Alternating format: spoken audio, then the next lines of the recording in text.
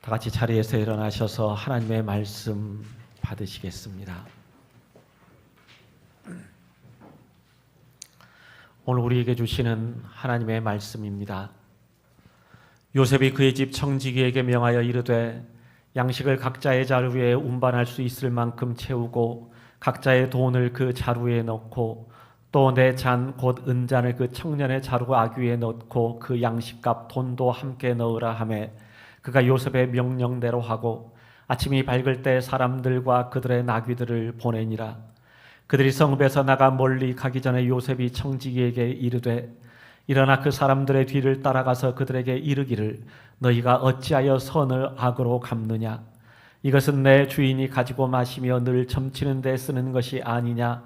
너희가 이같이 하니 악하도다 하라. 청지기가 그들에게 따라가서 그대로 말하니 그들이 그에게 대답하되 내 주여 어찌 이렇게 말씀하시나이까? 당신의 종들이 이런 일은 결단코 아니하나이다. 우리 자루에 있던 돈도 우리가 가나안 땅에서부터 당신에게로 가져왔거늘 우리가 어찌 당신의 주인의 집에서 은금을 도둑질하리이까? 당신의 종들 중 누구에게서 발견되든지 그는 죽을 것이요 우리는 내 주의 종들이 되리이다. 그가 이르되 그러면 너희의 말과 같이 하리라. 그것이 누구에게서든지 발견되면 그는 내게 종이 될 것이요 너희는 죄가 없으리라.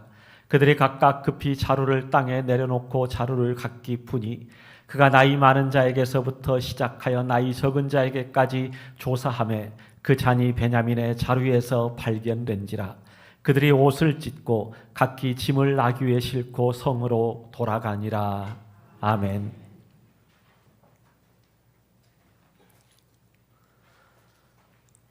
일반적으로 사람이 80살까지 산다고 했을 경우 28,000일을 산다고 합니다. 그런데 이를 조금 세부적으로 분석을 해보면 잠을 자는데 약 9,300일 정도를 사용하고 공부하고 일하는데 10,000일 그리고 먹는 데만 2,500일을 사용한다고 합니다. 그리고 화장실 가는데 300일, 씻고 화장하는데 800일, 신문이나 TV 문화생활을 하는데 3,000일 등을 빼고 나면 약 1,000일 정도가 남는다고 합니다. 물론 이런 시간들이 전혀 의미 없다라고 말할 수는 없습니다. 잠을 자고 밥을 먹고 화장실을 가고 일을 하는 것은 생존을 위해서 반드시 필요합니다. 그런데 우리가 단지 생존하기 위해서만 살아간다면 동물과 다를 게 없습니다. 그렇기 때문에 우리는 우리에게 주어진 시간들을 소중히 여기며 의미 있게 만들어 나가야 됩니다. 그러면 의미 있는 삶이란 어떤 걸까요?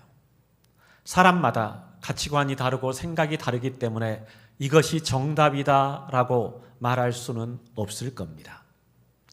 그런데 제가 오늘 여러분에게 드리고 싶은 말씀은 우리가 그리스도인으로서 가치 있는 삶을 살아간다라는 것은 모든 사람을 화평하게 하는 삶, 즉 사람과 사람 사이를 연결시켜주고 다리를 놓아주는 그 일이야말로 우리가 추구해야 할 가장 가치 있는 삶이다라고 생각합니다. 하나님의 아들 예수 그리스도께서 인간의 몸을 입고 이 땅에 오신 이유가 뭡니까? 하나님과 우리를 화평하게 하기 위해서입니다. 죄로 인해서 이미 죽었던 우리를 살리기 위해서, 즉 하나님과 화평한 관계를 회복하기 위해서 이 땅에 화목제물로 오셨습니다.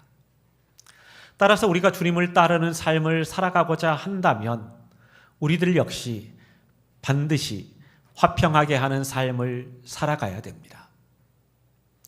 바울 서신을 보면 바울은 우리가 교회 생활을 하면서 짓는 죄들에 관해서 언급하는데 그 가운데 보면 당을 짓는 것, 분쟁하는 것, 수군수군하는 것, 남을 비방하는 것 등을 들 수 있습니다. 바울이 이것을 죄라고 규정하는 이유는 뭐냐고 하면 성령님을 거스리고 회방하는 일이기 때문에 그렇습니다. 에베소서 4장 23절을 보면 평안에 매는 줄로 성령이 하나 되게 하신 것을 힘써 지키라라고 말씀합니다. 성령님은 우리를 하나 되게 만드셨습니다. 그런데 당을 짓거나 분쟁을 일으키거나 수군수군하거나 남을 비방하는 일들은 갈등과 분열과 다툼을 일으키기 때문에 이것은 성령님의 역사를 방해하는 것입니다. 그렇기 때문에 우리는 반드시 화평케 하는 그 일을 감당해 나가야 됩니다. 요셉이 바로의 꿈을 해몽한 대로 전 세계에 큰 가뭄이 들었습니다. 그러자 사람들은 곡식을 구하기 위해 너나 할 것 없이 앞다투어 애굽으로 몰려들었고, 가나안에 살던 야곱의 아들들 역시 식량을 구하기 위해 애굽으로 오게 됩니다. 애굽에 도착한 이들은 요셉 앞에 나아가 엎드려 절을 합니다.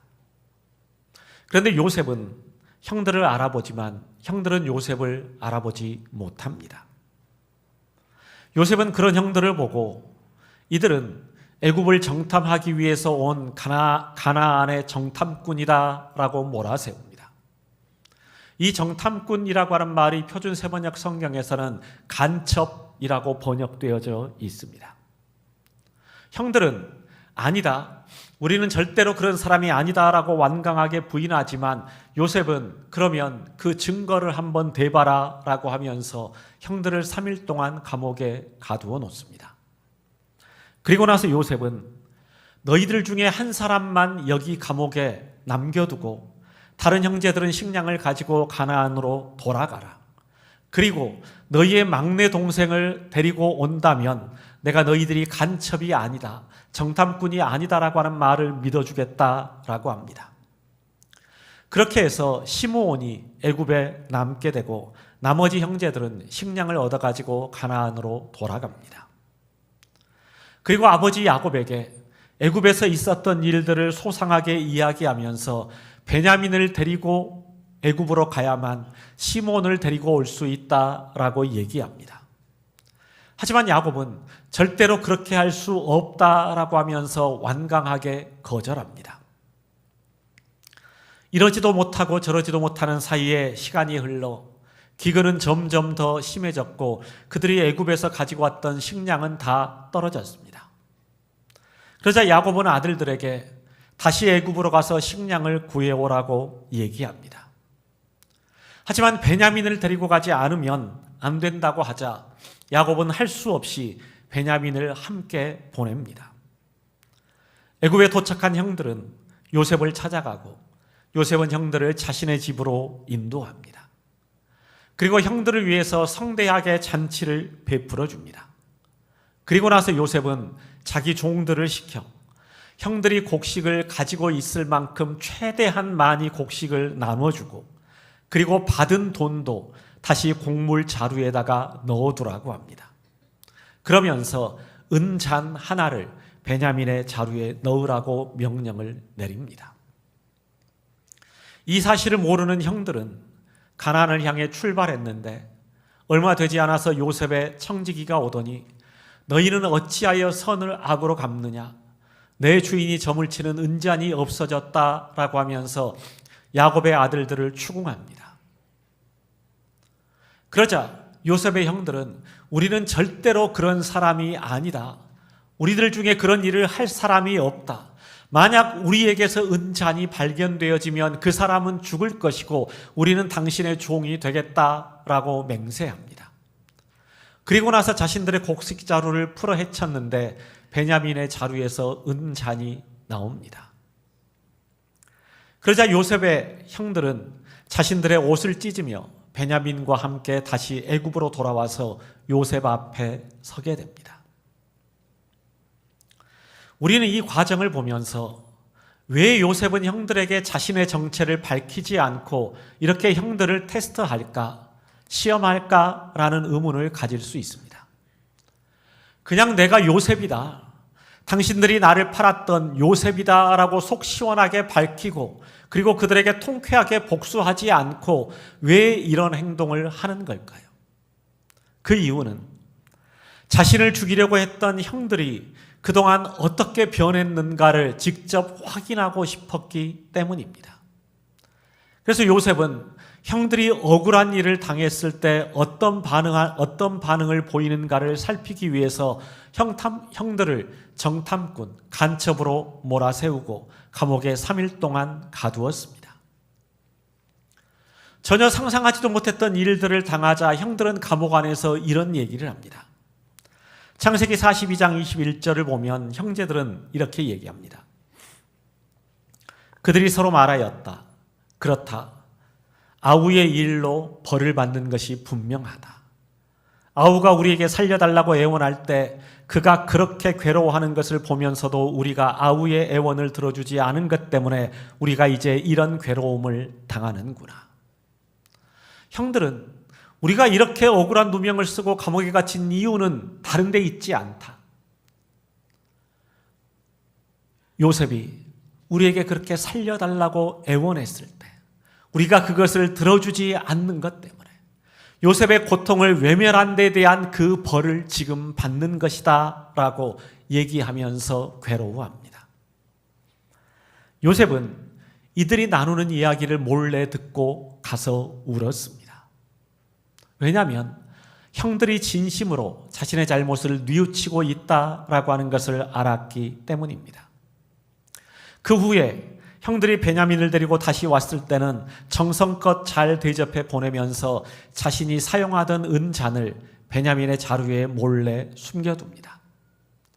그리고 베냐민의 자루에서 은잔이 나왔을 때 형들이 어떤 반응을 보이는가라고 하는 것을 살펴봅니다.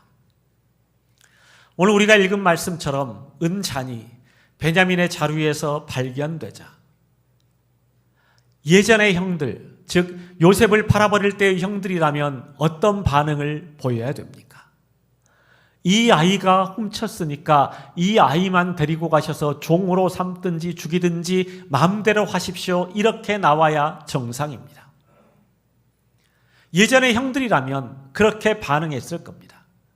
그런데 오늘 본문 13절을 보면 형들은 베냐민의 처지를 슬퍼하면서 베냐민만 애굽으로 보내는 게 아니라 모든 형제들이 다 함께 애굽으로 돌아오게 됩니다. 형들은 그전과 확실하게 달라진 모습을 보이고 있습니다. 20년 전에는 요셉의 옷에 짐승의 피를 묻혀서 아버지에게 가지고 가서 거짓말을 했습니다. 아버지 야곱이 짐승의 피가 묻은 요셉의 옷을 붙들고 통곡하며 슬퍼할 때도 형들은 그 고통에 눈길조차 주지 않았습니다. 그랬던 형들이 지금은 베냐민을 구하기 위해 함께 애굽으로 와서 베냐민을 용서해 줄 것을 구하고 있습니다. 창세기 44장 34절을 보면 형들은 이렇게 얘기합니다.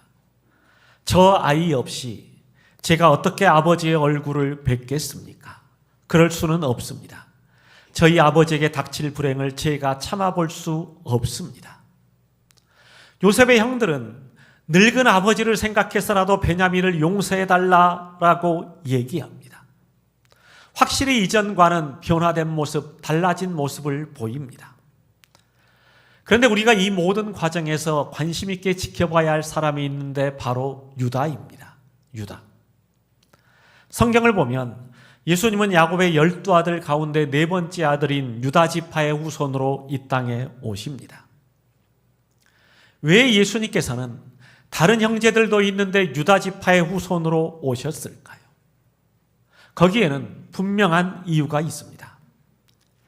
창세기에 기록된 유다의 모습을 보면 항상 사람과 사람 사이를 연결해주고 중재하는 역할, 즉 화평하게 하는 역할을 감당했습니다. 창세기 37장에서 요셉의 형들이 요셉을 죽이기 위해 구덩이에 던져 넣었을 때 유다가 이렇게 얘기합니다. 창세기 37장 26절을 보면 유다가 형제들에게 말하였다. 우리가 동생을 죽이고 이 아이의 피를 덮는다고 해서 우리가 얻는 것이 무엇이냐? 이 아이를 죽이지는 말자. 우리가 이 아이를 죽인다고 해서 우리가 뭐가 남느냐, 우리에게 뭐가 얻는 게 있느냐, 죽이면 안 된다라고 얘기합니다.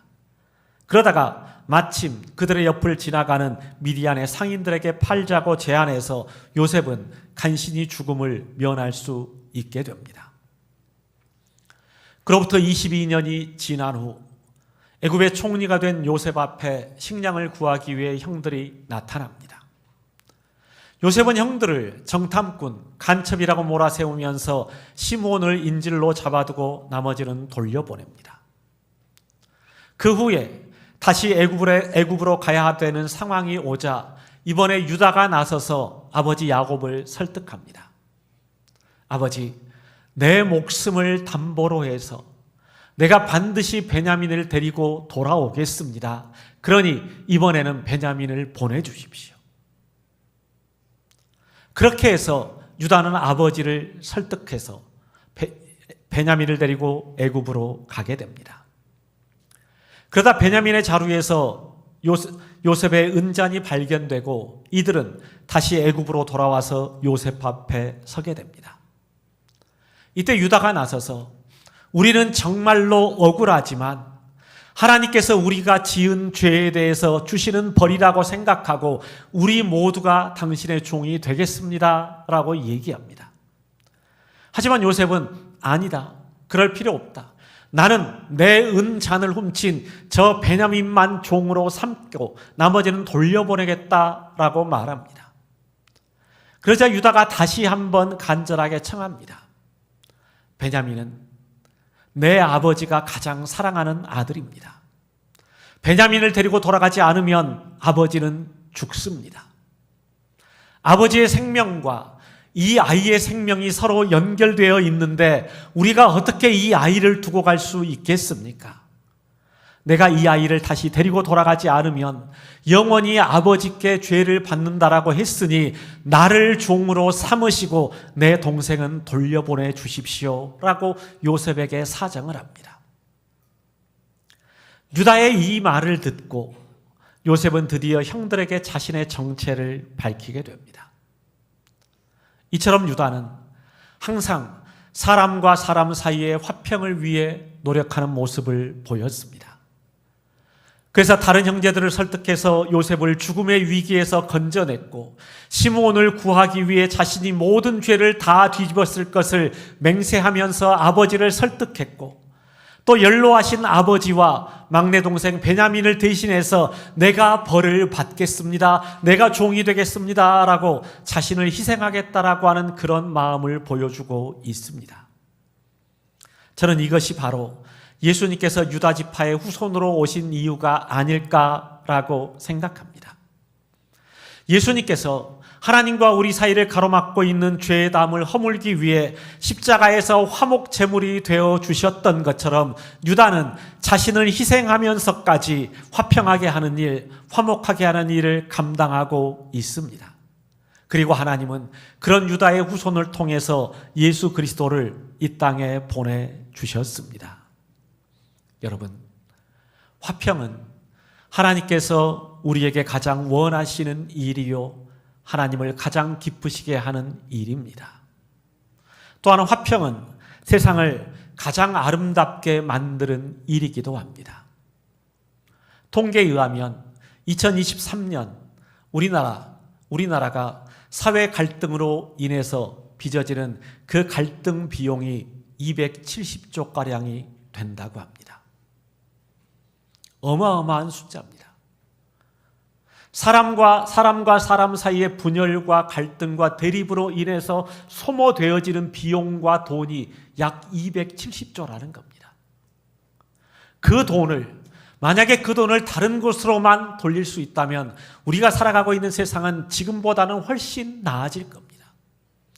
그 정도로 우리가 살아가고 있는 세상은 갈등과 분열과 대립이 첨예합니다. 교회 안에서조차도 마찬가지입니다. 우리에게 평화를 주시는 하나님을 믿는다고 얘기하면서도 우리를 하나 되게 하시는 그 성령님의 역사를 우리는 따른다고 하면서도 우리는 늘 갈등과 분열과 대립을 일으키고 조장하고 선동합니다. 이게 우리의 솔직한 모습입니다. 하나님께서는 우리를 하나 되도록 우리를 하나 되도록 성령님을 통해서 이미 우리에게 역사하셨는데 우리는 그 성령님을 거스리면서까지 비방하고 험담하고 비난하고 수군수군하고 당을 짓는 일들을 서슴지 않고 행합니다. 그러면서도 그것이 얼마나 부끄러운 일인지 얼마나 잘못된 일인지 깨닫지도 못합니다. 나만 그래? 남들도 다 그러잖아. 뭘 그런 걸 문제 삼아? 그게 뭐가 문제가 돼? 이게 우리의 모습이에요. 여러분, 별거 아니라고 생각하실지 모르겠지만, 작은 일이라고 생각할지 모르겠지만, 사람과 사람 사이의 관계가 깨지고 금이 가는 건요, 무슨 큰 일을 당해서가 아닙니다. 무슨 대단한 일이 벌어져서가 아니에요. 내 얼굴 표정 하나, 말투 하나, 이런 것들 때문에 사람과 사람 사이의 갈등과 대립이 생겨나는 겁니다.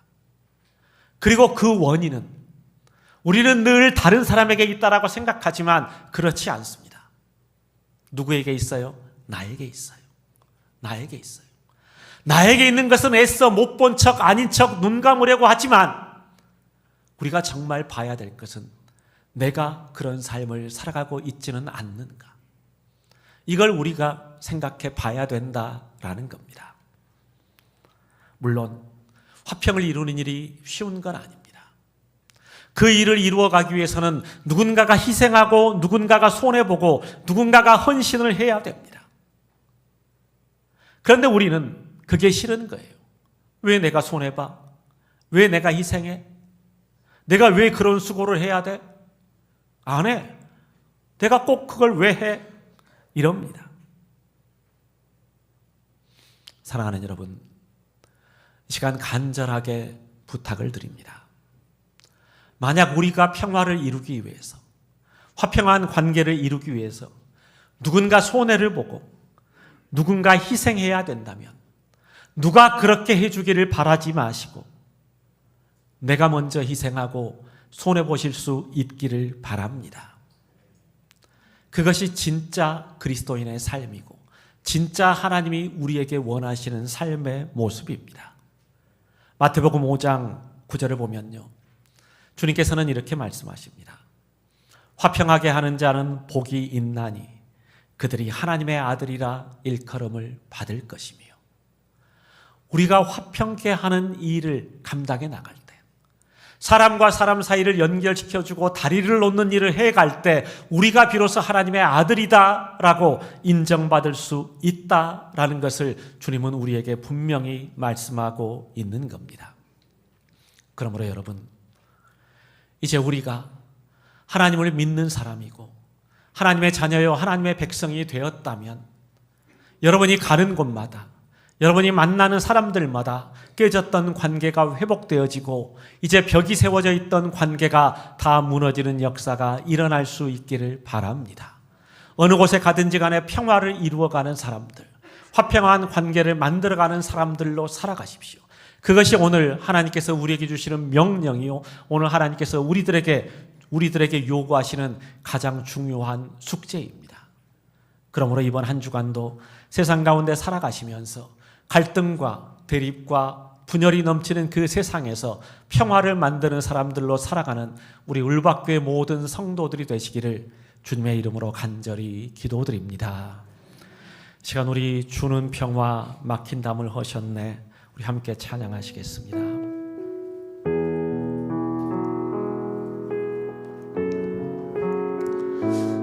이 시간 우리 자신의 모습을 한번 정직하게 돌아보실 수 있기를 바랍니다. 나는 평화를 이루고 화평한 관계를 이루는 삶을 살아왔습니까? 아니면 내가 가는 곳마다 갈등과 분열과 다툼과 대립이 일어났습니까?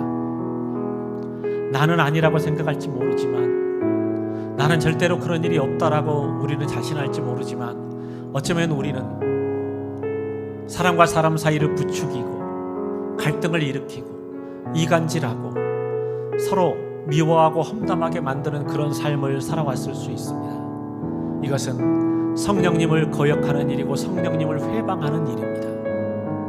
하나님이 가장 미워하는 일이기도 합니다. 오늘 우리의 삶을 하나님 앞에서 정직하게 돌아보시기 바랍니다.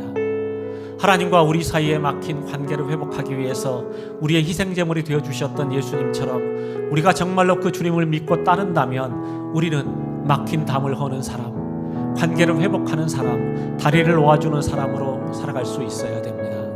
시간 우리 말씀 생각하면서 우리 함께 찬양하시겠습니다.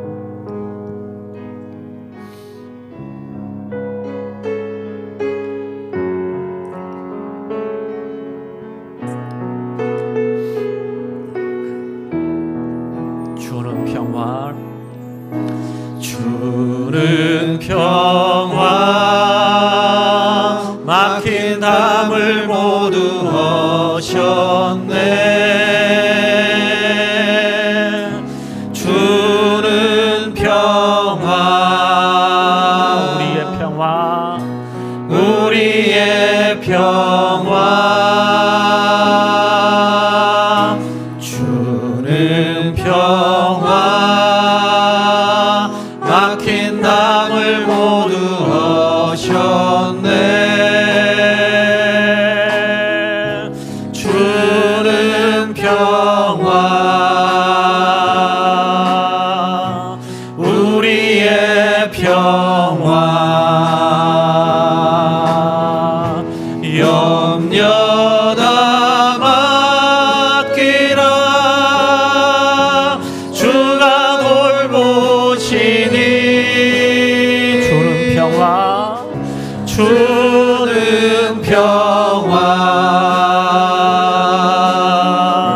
우리의 평화 염려 다 맡기라. 염려 다 맡기라.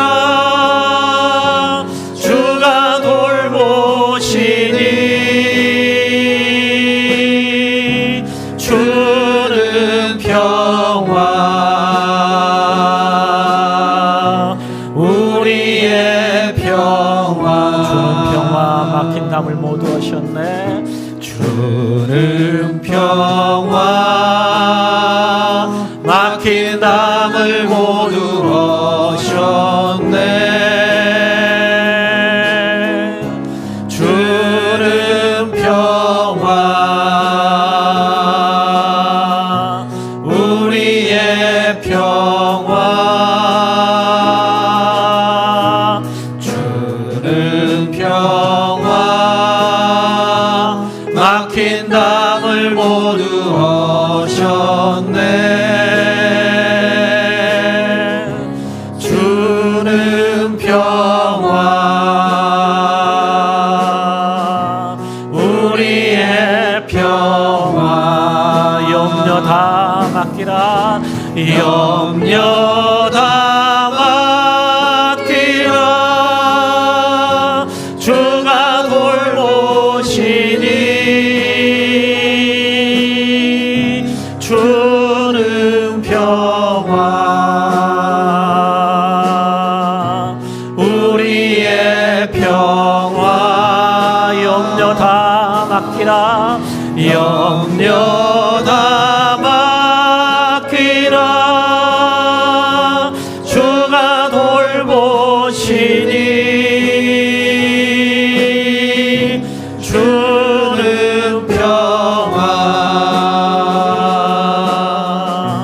우리의 평화.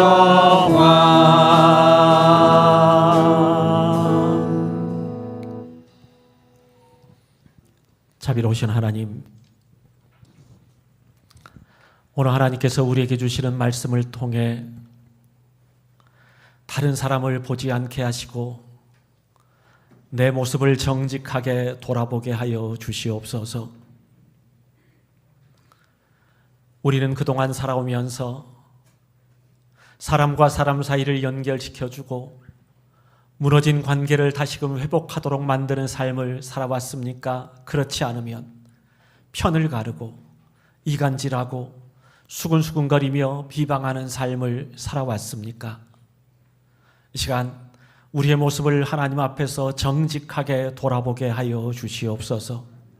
유다가 자신을 희생하면서까지 이제 사람의 생명을 살리는 그 일을 감당하려고 했다면 이제 우리들 역시 사람의 생명을 존중히 여기며 또 화평한 관계를 이루기 위해서 기꺼이 희생하고 손해보는 자리에 나아갈 수 있게 하여 주시옵소서. 누군가 희생해야 된다면 다른 사람이 하는 것이 아니라 내가 할 수 있게 하여 주시고, 누군가 손해를 보는 일이 필요하다면 내가 손해를 보는 일에 앞장설 수 있게 하여 주시옵소서. 그래서 그런 나를 통해서 무너졌던 사람들과의 관계가 회복되어지게 하시며 깨졌던 사람들과의 관계가 다시금 하나 되는 역사가 일어나게 하여 주시옵소서. 이제 우리를 하나님과 하나 되게 만드셨던 예수 그리스도를 우리가 믿고 그 길을 걸어가기를 원한다면 우리가 어느 곳에 있든지 간에 이것을 잊어버리지 않고 살아가게 하여 주시옵고, 그런 우리를 통해서 우리가 가는 곳마다 만나는 사람마다 그리스도의 평화가 이루어지고 선포되어지게 하여 주시옵소서. 이제는 우리 주 예수 그리스도의 은혜와 하나님 아버지의 무한하신 사랑과 성령님의 교통하시고 감동하시는 역사가 언제 어디서나 그리스도의 평화를 이루며 살아가기 원하는 우리 모두 위에 지금부터 영원토록 함께하여 주시기를 간절히 축복하며 기도드리옵나이다. 아멘.